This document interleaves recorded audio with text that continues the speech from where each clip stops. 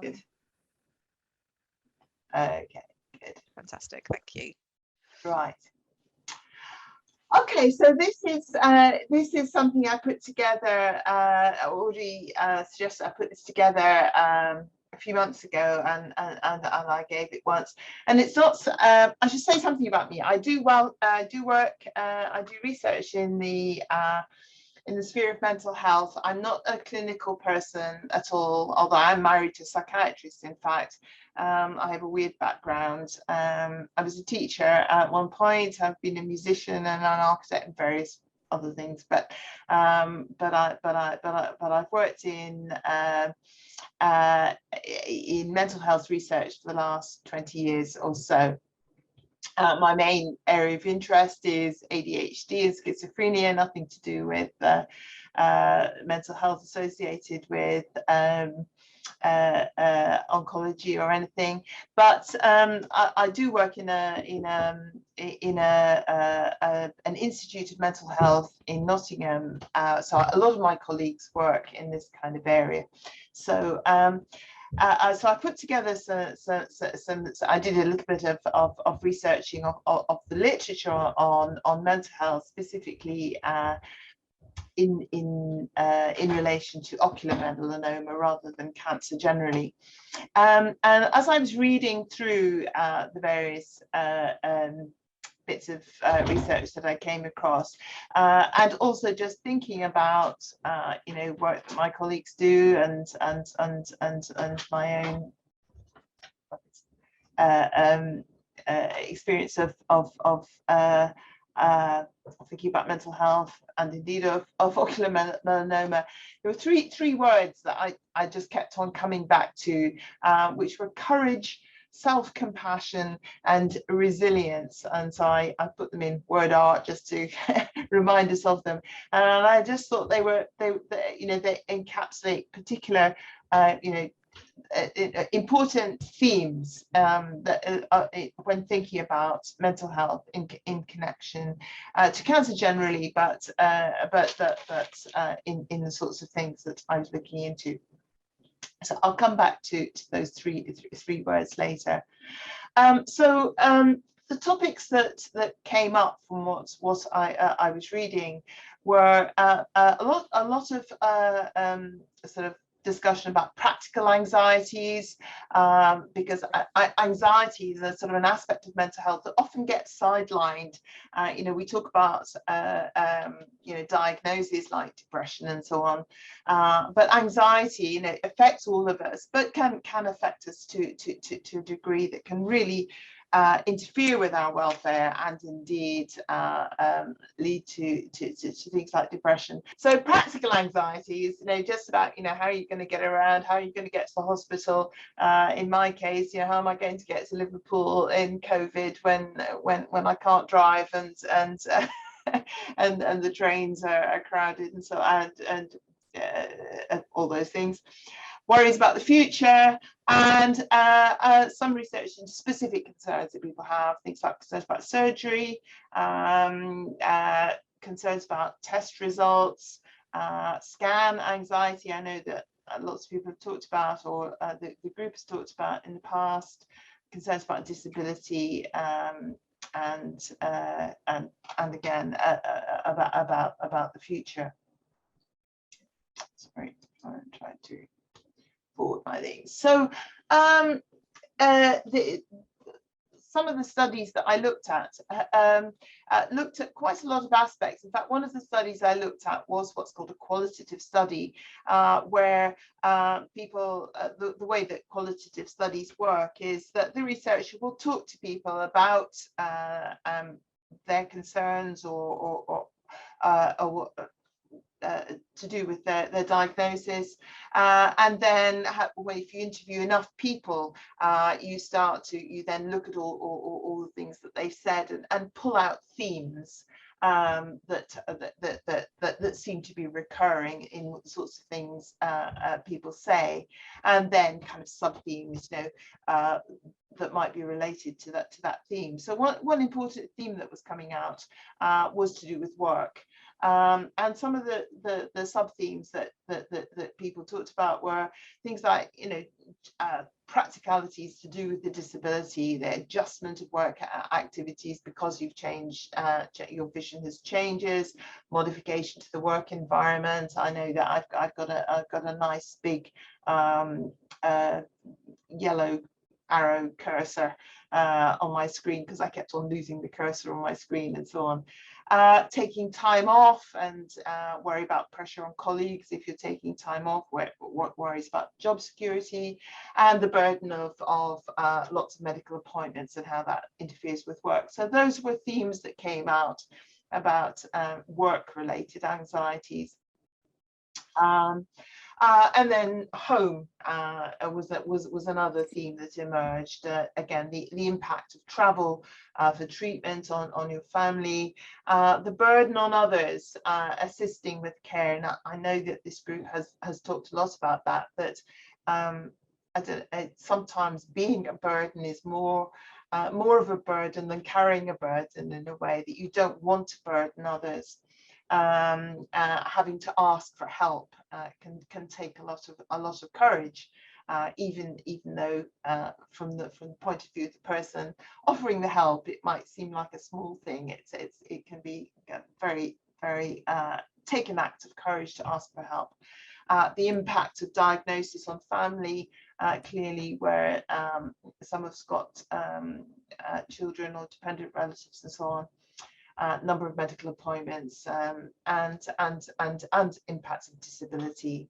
I can't say that I've had any impact on my ability to perform chores at home, because I'm as incompetent at getting around to them as I ever was. But for those that are more house proud than me, then that's an issue. And then actual what one might call mental health concerns, things like the emotional impact of the diagnosis, how that can impact on our optimism, and clearly there's a potential for when you have bad news that can trigger depression, and then depression that may actually need treatment for depression, although depression can arise for no cause at all. Treatment depression can be triggered by traumatic events, but particularly events that dent your optimism about life. That can relate to how it concerns about how diagnosis is shared. How should the diagnosis be shared? What about prognosis? How much does it help or hurt your sense of mental well-being to know about your prognosis? Can it be better not to know the worst, or can it actually be better to know if your prognosis isn't good? And then, of course, things that I know that this group has discussed, stresses are resulting from waiting, that with any cancer, but we know that the specific issues in our case is the wait between referral and diagnosis, between diagnosis and, say, results of a biopsy, or results of treatment, and of course waiting for regular scans. And so specifically, there was research that I found that was related to things like liver surveillance. Does that increase anxiety? Does it reduce anxiety? Does that anxiety change over time? And one of the interesting conclusions, at least from some of the results, was that the anxiety tends to reduce over time. I mean, it's probably just partly human nature. By the time you've had 3 clear scans, then you get used to having good results, and so perhaps one's less anxious than the first ones. And of course, it's generally a fact of cancer diagnoses that the more clear scans you have, the more likely the next one is to be clear. And just sort of adjusting to that anxiety.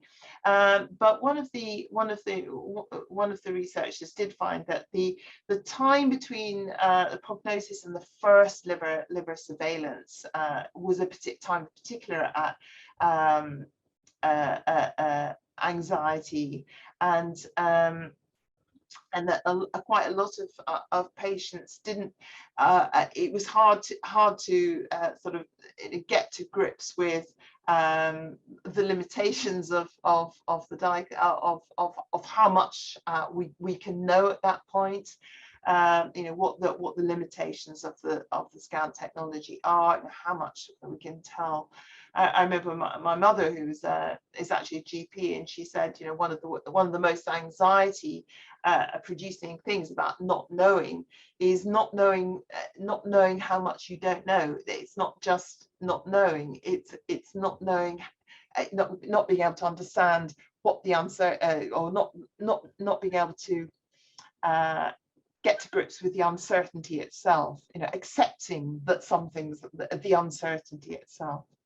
And then particular concerns, there was research about genetic testing of tumours. I don't know about other people. I actually opted not to have genetics testing. And I know that some people opt to, have different reasons for opting one way or the other for genetic testing. But there was one quite interesting study on the mental health outcomes of the decision to have genetic testing or not. So this particular paper by Lee, Marietta et al. Was about the psychosocial impact of prognostic genetics testing. So the patients in this study were given the option of whether to have genetic testing of their tumor or not. And 186 patients, some opted to have the test, and 74, slightly more, opted not to have the test. And what they did is that they asked about their sense of the risk. They've all got a diagnosis of ocular melanoma, so they were asked about what they felt about their current risk. And they were asked on admission for surgery, on discharge from hospital, after post-op, for their melanoma, 6 months afterwards, and then 12 months after that. And the good news was that over time, mental health tended to improve. In other words, we do apparently all tend to get used to. We do seem to come to terms with our sense of uncertainty of the future. So less depression as time went by, less anxiety, less distress, less fear of depression over time, and generally a general quality, greater mental quality of life.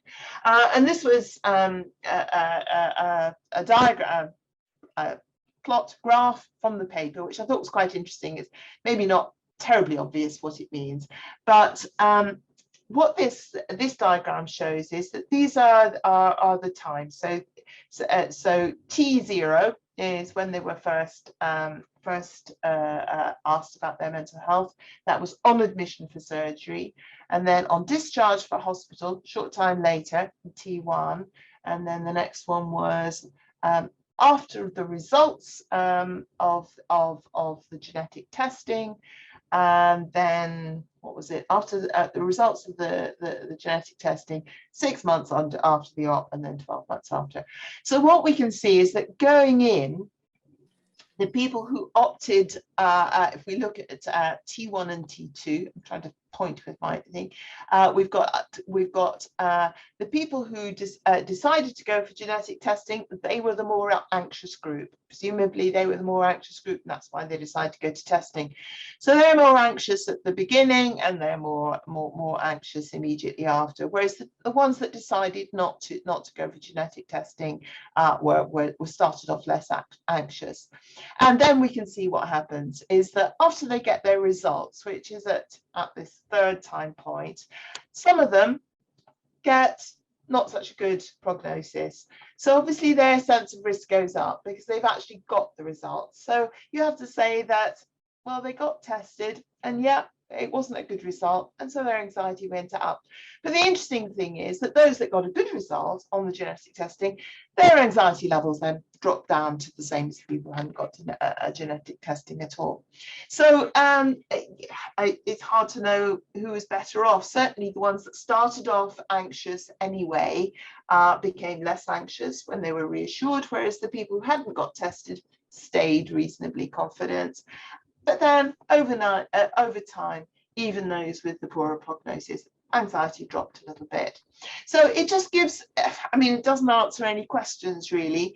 I mean, it made me think, well, obviously I wasn't all that worried, so I probably made the right decision not to get genetically tested. If I'd had a poor prognosis on genetic testing, yeah, I'd have been more anxious, but maybe I would rather be more anxious if I knew what the risk was.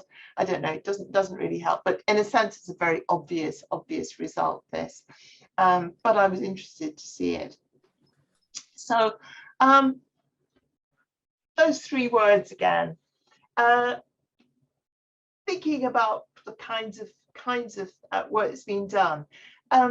Courage is something that it's I know we talked about this before, but one of the things that always slightly annoyed me, even before I had my own cancer diagnosis, that people always talk about things like battling cancer. You know, she battled with cancer and she put up a brave fight and she wasn't going to let this thing beat her and all these things. And I always find that there's, I mean, it sounds wonderful, but there's an awful kind of flip side of that, which is that, well, what would it be not to be brave? It's not like we have any option. It's not like we're brave, like, I don't know, being in the Olympics and hurtling down a skeleton or whatever those terrible sports they do is, you know, we don't have the option not to do it. So what does it mean to be brave?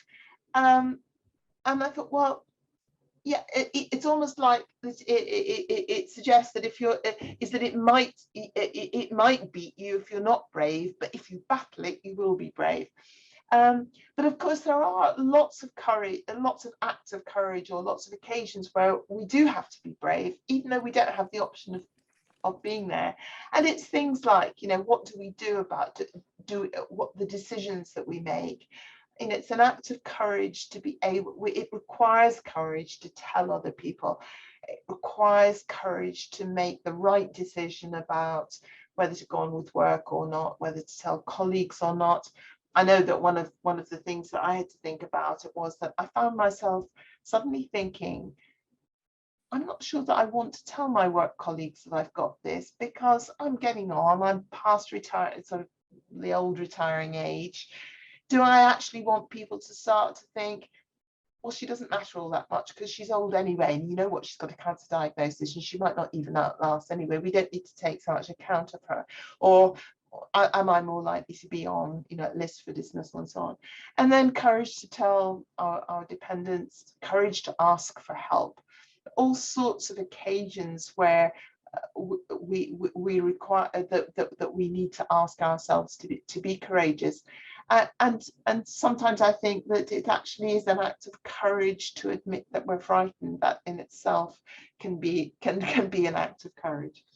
But another theme that came up strongly in what I was both thinking and reading about is this theme of self-compassion, that for many people, I think for many of us, it's easier to be compassionate to others than it is to be ourselves. We tend to make an excuse for ourselves, but to be kind to ourselves, to be prepared to say, actually, there are things that I need here. I do need help. I do need space. I do need to cry or whatever. But being able to think of yourself as somebody that requires our own compassion is possibly a way of approaching this issue of courage and to be kind to ourselves when we lack the courage that seems to be required of us. And then there's this third word, resilience, which is very much, I mean, it's not a new word, obviously, but it's very much a buzzword, I guess you'd say, in mental health at the moment.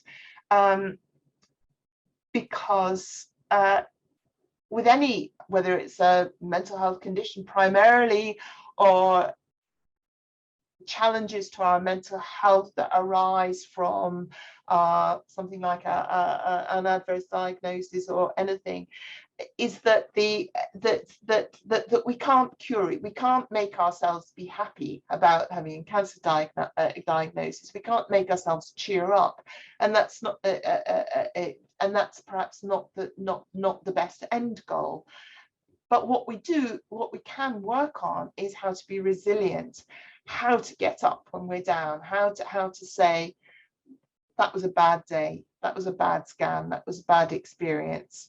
How can we get up again, and so on. And some of the clues to resilience, classically in the field of mental health, are things like adaptability, to increase our, or to learn how to say, my plans have been upset. You know, I didn't get a good result from this scan. I mean, like Audrey got some worrying news. To change, well, I'm going to have to ask other people to run this session and so on, and that can be difficult. This is perhaps a slightly a different situation, but my mother was chronically ill from all sorts of things, and I remember my father saying that one of the hardest things, because her illness was recurrent, one of the hardest things he found to cope with was changing plans, and never to be able to make plans, or feeling that he could never make plans because maybe they'd be interfered with, maybe there'd be bad news, maybe my mother would be ill. And I think that learning to be adaptable, not to say we mustn't make plans because it could go wrong, but also not to come to terms with the fact that plans can be interfered with. So adaptability is one aspect of resilience. Another one is the classic control what you can, accept what you can't. I think Alcoholics Anonymous have this thing about accepting what you can change, what you can't change, but learning what you can control. And then probably the most important thing about resilience is that we can't just be infinitely resilient and strong on our own, that we need a support network. And making sure that we do have support networks, family, work, and of course groups like these. So that's really that was the those are some conclusions of my sort of thinking and research, talking to my colleagues and so on about these things. But I think these are direct links to the papers that I looked at. If people, if I think the slides, welcome to put the slides on the website, but those were some of the research articles that I found when I had a look. I mean, because it's such a rare cancer, of course. I mean, there's loads and loads of research about mental health and cancer diagnoses, or indeed any potentially life-altering diagnoses. But remarkably, well, not remarkably, but not all that much for ocular cancers, because it's so rare anyway. So if anyone would like to discuss anything, or hope that's some food for thought.